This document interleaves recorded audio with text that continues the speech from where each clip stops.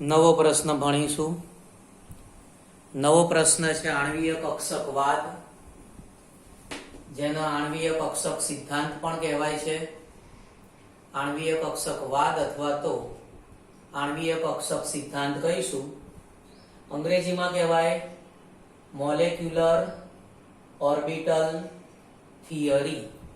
અંગ્રેજીમાં શું નામ થશે? Molecular orbital theory. તો આ જે આણ્વીય કક્ષક સિદ્ધાંત છે એની થોડી પહેલા સમજણ મેળવીએ એટલે તમને ખ્યાલ આવશે એમાં શું કહેવા માંગે છે. ધારો કે આ પરમાણુ કક્ષક છે 1s, બીજા પરમાણુની કક્ષક છે 1s. ધારો કે આપણી પાસે બે હાઇડ્રોજન છે, એ હાઇડ્રોજનમાં એક હાઇડ્રોજનની 1s કક્ષક, બીજા હાઇડ્રોજનની 1s કક્ષક. ઓકે, જ્યારે બંને એકબીજા સાથે કનેક્ટ થશે ત્યારે એમાંથી આણ્વીય કક્ષક બનશે. કક્ષક એટલે ખાસ તમારે યાદ રાખવાનું છે કે કક્ષક એટલે કોઈ પદાર્થ નથી, આવો કોઈ ગોળાકાર પદાર્થ નથી. ખ્યાલ આવ્યો? કક્ષક એટલે વિસ્તાર કે જે વિસ્તારમાં ઇલેક્ટ્રોન ભ્રમણ કરતા હોય, જે વિસ્તારમાં ઇલેક્ટ્રોન ભ્રમણ કરતા હોય એ વિસ્તારને શું કહેવાય? કક્ષક કહેવાય. ઓકે, તો પરમાણુની કક્ષકો છે. ધારો કે આ હાઇડ્રોજન છે તો હાઇડ્રોજન પરમાણુની કક્ષકો કહેવાય. આ 1s, આ પણ 1s કક્ષક. આ આણ્વીય કક્ષક છે. જ્યારે બે હાઇડ્રોજન ભેગા થયા ત્યારે આણ્વીય કક્ષક રચાયું. તો આ હાઇડ્રોજન માટેની આણ્વીય કક્ષક છે. આજે ખરી એ બંધ કારક આણ્વીય કક્ષક કહેવાય. જ્યારે બંધ રચના શક્ય હોય ત્યારે બંધ કારક આણ્વીય કક્ષક કહેવાય. જો બંધ રચના શક્ય ના હોય તો બંધ પ્રતિકારક આણ્વીય કક્ષક કહેવાય. બરાબર?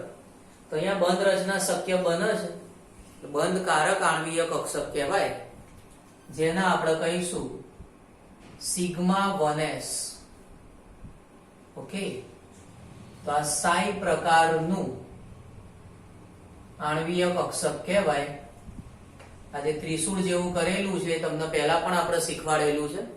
શ્રોડિંજરનું તરંગ સમીકરણ, શ્રોડિંજરનું તરંગ સમીકરણ તમને શીખવાડેલું છે, જેમાં આપણે સાઈ છે જેને આપણે તરંગ વિધેય કહેતા હતા. તો તરંગ વિધેય છે જોડે આપણે MO લખેલું છે. MO એટલે મોલેક્યુલર ઓર્બિટલ. તો આજે સાઈ MO લખેલું છે, સાઈ MO એ બંધ કારક આણ્વીય કક્ષક દર્શાવે છે. બંધ કારક આણ્વીય કક્ષકનો અર્થ એવો થાય કે પરમાણુઓ ભેગા થશે, પરમાણુઓ ભેગા થઈ એમાંથી અણુ બની શકે છે, એવી નવી કક્ષક બનશે જે આણ્વીય કક્ષક કહેવાય છે.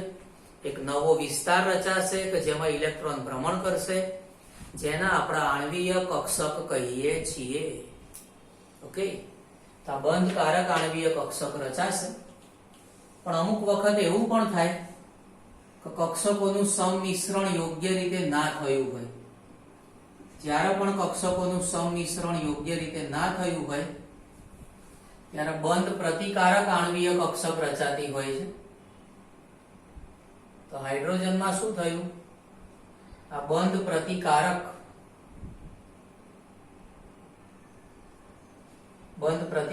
આણ્વીય કક્ષક રચાઈ. બંધ પ્રતિકારક આણ્વીય કક્ષક હોય જેને આપણે સિગ્મા સ્ટાર કહીશું, સિગ્મા સ્ટાર 1s, જેને આપણે સાઈ સ્ટાર MO કહીશું. ઓકે, એટલે બે શક્યતા હોય. જો બંધ રચના શક્ય બનતી હોય તો બંધ કારક આણ્વીય કક્ષક બનશે. બંધ રચના શક્ય ના હોય, બંધ પ્રતિકારક આણ્વીય કક્ષક બનશે. એટલે ઇલેક્ટ્રોન જ્યારે કક્ષકોનું સંમિશ્રણ થાય છે ત્યારે ઇલેક્ટ્રોન બે પ્રકારની આણ્વીય કક્ષકોમાં ગોઠવાતા હોય છે. બંધ કારક આણ્વીય કક્ષકમાં ગોઠવાય, બંધ પ્રતિકારક આણ્વીય કક્ષકમાં ગોઠવાશે. બંધ કારક આણ્વીય કક્ષકમાં ગોઠવાશે અને બંધ પ્રતિકારક આણ્વીય કક્ષકમાં ગોઠવાશે. ખાસ ધ્યાનમાં રાખવાનું કે કક્ષક એટલે એવો વિસ્તાર કે જેમાં ઇલેક્ટ્રોન ભ્રમણ કરતો હોય. બરાબર? બંધ કારક કોને કહીશું? બંધ કારક કોને કહેવાય? કે જ્યારે બે કેન્દ્ર વચ્ચે ઇલેક્ટ્રોન મળી આવવાની જે સંભાવના છે, બે કેન્દ્ર વચ્ચે ઇલેક્ટ્રોન મળી આવવાની જે સંભાવના છે એ સંભાવનામાં વધારો થતો હોય તો બંધકારક આણ્વીય કક્ષક કહેવાય. બે કેન્દ્ર વચ્ચે ઇલેક્ટ્રોન મળવાની સંભાવનામાં વધારો થતો હોય તો બંધકારક આણ્વીય કક્ષક કહેવાશે. અને જ્યારે બે કેન્દ્ર વચ્ચે ઇલેક્ટ્રોન મળવાની જે સંભાવના છે એમાં ઘટાડો થતો હોય, અહીંયા તમે જોઈ શકો છો હું ઇલેક્ટ્રોન દર્શાવતો નથી કેમ કે અહીંયા બે કેન્દ્ર વચ્ચે ઇલેક્ટ્રોન મળવાની સંભાવનામાં ઘટાડો થતો હોય છે, સંભાવના ઓછી થઈ જતી હોય તો એને કહેવાય બંધ પ્રતિકારક આણ્વીય કક્ષક. ઓકે, એટલે જ્યારે બે કેન્દ્ર વચ્ચે ઇલેક્ટ્રોન મળવાની સંભાવના વધે છે ત્યારે બંધકારક આણ્વીય કક્ષક કહેવાય. બે કેન્દ્ર વચ્ચે ઇલેક્ટ્રોન મળવાની સંભાવનામાં ઘટાડો થાય છે ત્યારે બંધ પ્રતિકારક આણ્વીય કક્ષક કહેવાશે. તો આ તમને સૌથી બેઝિક વસ્તુ છે, સૌથી અગત્યની વસ્તુ છે જે તમારે ધ્યાનમાં રાખવાની છે. બરાબર, બંધકારક હોય એને સિગ્મા 1s અથવા psi mo કહીએ છીએ. આ 1s જોડાય છે એટલે સિગ્મા 1s કીધેલું છે. અહીંયા બંધ પ્રતિકારક છે સિગ્મા સ્ટાર 1s કીધેલું છે. બંધ પ્રતિકારક છે જેને આપણે સિગ્મા સ્ટાર 1s કીધેલું છે અથવા એને psi સ્ટાર mo કહેવાય. આનું જે ઉચ્ચારણ છે, આ ત્રિશૂળ છે એનું ઉચ્ચારણ શું કરવાનું છે? psi કહેવાય, psi. એનો અંગ્રેજી સ્પેલિંગ છે PSI. ઓકે, તો આ રીતે આ જે ખરું એ psi તરીકે આપણે એને ઓળખીશું. આટલું જરા પહેલા લખી લો પછી આગળ સમજાવું.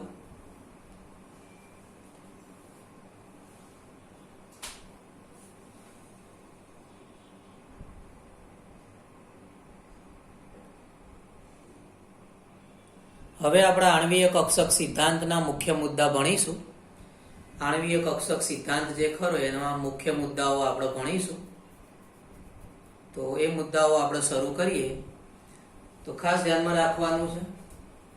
અહીંયા તમે જોઈ શકો છો કે આ પરમાણુ કક્ષક છે. બરાબર, તો પરમાણુના ઇલેક્ટ્રોન હોય, પરમાણુના ઇલેક્ટ્રોન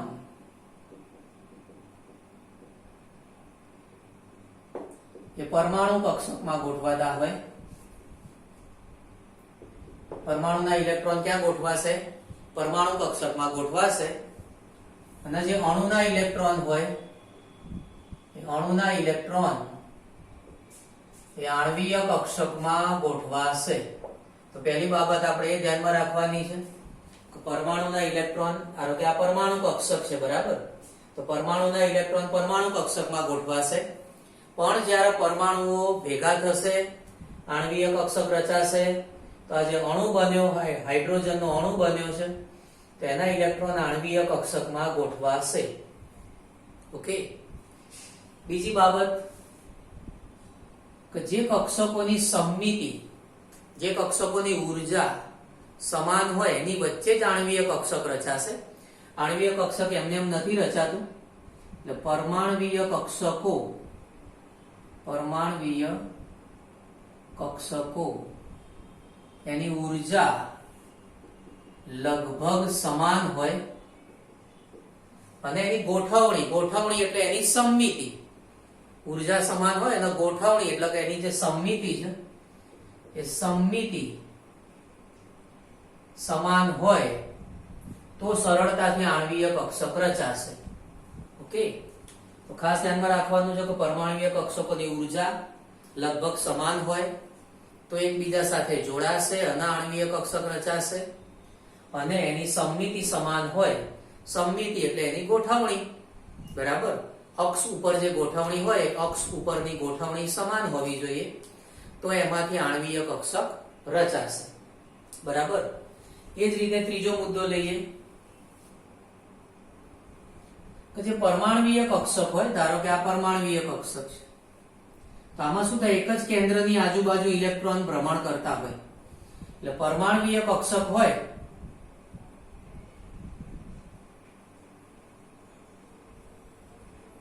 હું જરા જોઈ લઉં કે આ લખેલું વંચાય છે કે નહીં. લખેલું વંચાય છે કે નહીં જોઈ લઈએ. લખેલું થોડું કટ થઈ જાય છે તો આપણે અહીંયા આગળ લખેલું કટ થઈ જાય છે.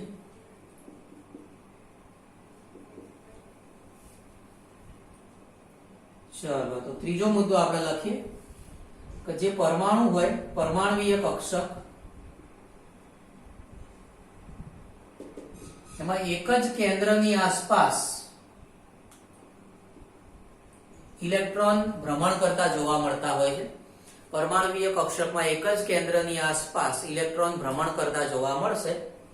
જ્યારે આણ્વીય કક્ષકમાં શું થાય? કેન્દ્રના સમૂહ હોય. આણ્વીય કક્ષક હોય એમાં શું હોય? કેન્દ્ર ના સમૂહની આસપાસ ઇલેક્ટ્રોન ભ્રમણ કરતા જોવા મળશે. ઓકે, પરમાણ્વીય કક્ષકમાં એક જ કેન્દ્ર હોય, એની આજુબાજુ ઇલેક્ટ્રોન ભ્રમણ કરતા હોય.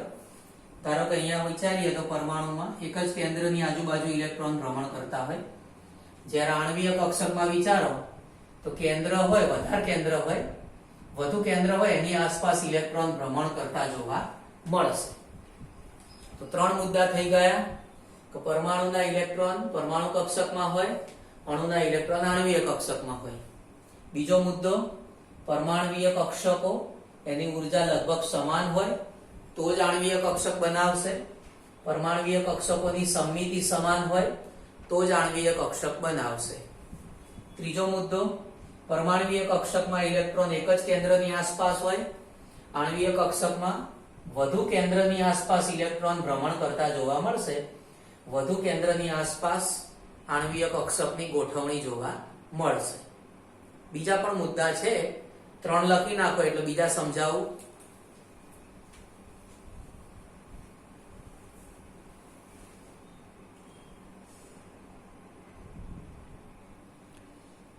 ત્રીજો મુદ્દો તમને વંચાતો નથી, એમાં છેલ્લે લખ્યું છે ને આણ્વીય કક્ષક, એમાં લખ્યું છે કેન્દ્રના સમૂહની આસપાસ ગોઠવણી થશે.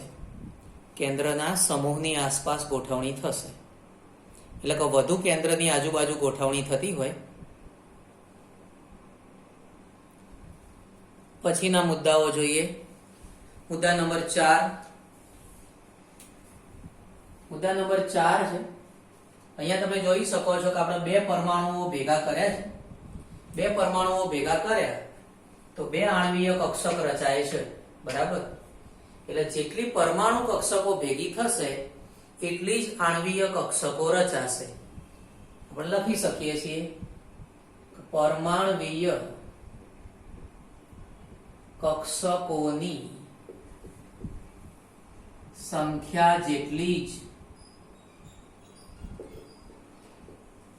આણ્વીય કક્ષકો રચાય છે. ધારો કે 3 પરમાણુ કક્ષકો ભેગી થાય, 3 પરમાણુ કક્ષકો ભેગી થાય તો 6 આણ્વીય કક્ષકો રચાશે. બરાબર? જેટલી પરમાણુ કક્ષકો ભેગી થાય એટલી આણ્વીય કક્ષક રચાય. અહીંયા બે પરમાણુની કક્ષકો ભેગી થઈ છે. બરાબર? બે પરમાણુની કક્ષકો ભેગી થઈ તો બે આણ્વીય કક્ષક રચાય છે. એક બંધ કારક રચાય છે, બીજી બંધ પ્રતિકારક આણ્વીય કક્ષક રચાશે. પછીનો મુદ્દો આવશે કે જે બંધ કારક આણ્વીય કક્ષક હોય છે, બંધ કારક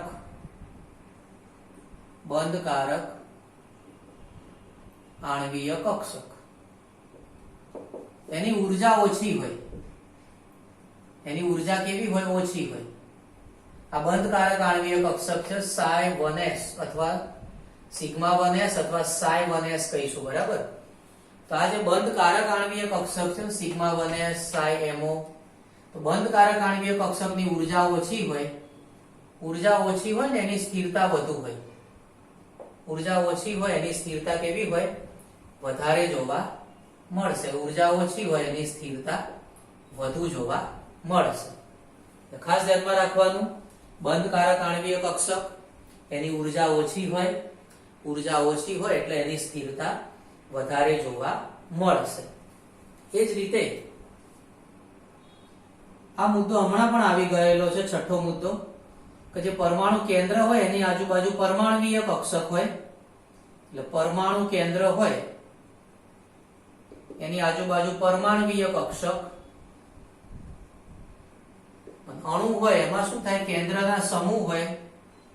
કેન્દ્ર સમૂહ એની આજુબાજુ હોય આણ્વીય કક્ષક, કેન્દ્ર સમૂહની આજુબાજુ આણ્વીય કક્ષક ગોઠવાયેલી હોય, પરમાણુ કેન્દ્રની આજુબાજુ પરમાણ્વીય કક્ષક અને અણુમાં કેન્દ્રના સમૂહની આજુબાજુ આણ્વીય કક્ષક ગોઠવાયેલી હોય.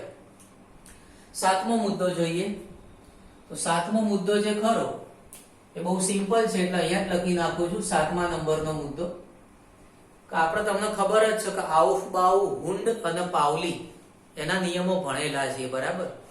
તો જેમ પરમાણ્વીય કક્ષક માટે આઉફબાઉ, હુન્ડ અને પાઉલીના નિયમો લાગુ પડતા હતા, એ જ નિયમો આણ્વીય કક્ષક માટે પણ લાગુ પડે છે.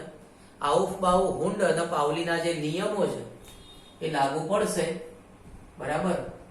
કયા કયા નિયમો લાગુ પડશે? આઉફબાઉ, પછી હુન્ડ અને પાઉલીના જે સિદ્ધાંતો છે એ સિદ્ધાંતો આણ્વીય કક્ષક માટે પણ લાગુ પડે છે. તો ફરીથી મુદ્દાઓ જોઈએ. મુદ્દા નંબર 4, પરમાણ્વીય કક્ષકોની જેટલી સંખ્યા હોય એટલી જ આણ્વીય કક્ષકો રચાશે. 10 પરમાણ્વીય કક્ષકો હોય તો 10 આણ્વીય કક્ષકો રચાશે. 5 બંધકારક આણ્વીય કક્ષકની ઉર્જા ઓછી હોય એની સ્થિરતા વધારે હોય, બંધકારક આણ્વીય કક્ષકની ઉર્જા ઓછી હોય એની સ્થિરતા વધારે હોય.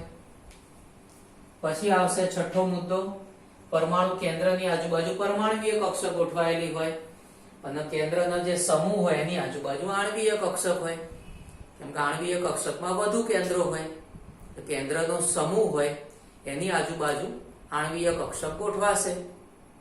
મુદ્દા નંબર 7 કે જે નિયમો પરમાણ્વીય કક્ષક માટે લાગુ પડતા હતા, આઉફબાઉ, હુન્ડ, પાઉલી, એ બધા સિદ્ધાંતો જે ખરા એ પરમાણ્વીય કક્ષક માટે લાગુ પડતા હતા, એ જ સિદ્ધાંત આણ્વીય કક્ષક માટે પણ લાગુ પડે છે.